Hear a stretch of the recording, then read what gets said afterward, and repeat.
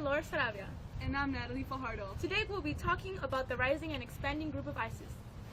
ISIS stands for Islamic State in Iraq and Syria. It is a radical Islamic group that is trying to spread the Islamic way or their traditions to the rest of the world.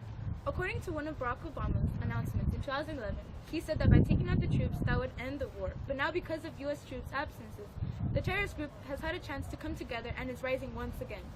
In Iraq, there were allegedly 4,461 U.S. soldiers killed. All of those lives that were lost in the Middle East ended up not being worth their time or life because, as we have been hearing, a group similar to Al-Qaeda is rising and is becoming more powerful fairly quickly.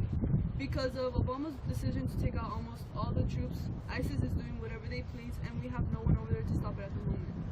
So many lives lost for the purpose of creating a democracy in the Middle East, and only the Arab Muslim country elects its own government, Iraq.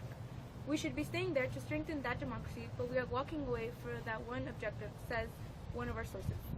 One of the most recent acts of ISIS is their takeover of a U.S. residency in Libya. They were able to go through with such an act because there's not as much control as there used to be in Iraq, enforced by the troops. Another effect of the retreatment of the U.S. soldiers is that men involved with the ISIS network are brainwashing children by putting them into camps that teach them the ideas of the radical Islamic group, or teaching them how to decapitate blonde-haired, blue-eyed dolls at this so-called camp. Many of the parents of these adolescents are completely against the rules of these Muslims, but cannot act as they would want to because the people involved with the organization will take violent actions toward the parents or their kids. The politicians have to be very careful with what they choose to do. If they decide to send soldiers back, then they should keep them there until the group of the Pahlawi is vanquished. Don't you think so? Follow us on Twitter and tell us what you think the government should do. At Natalie and Laura, ISIS Report. #ISIS. Absence.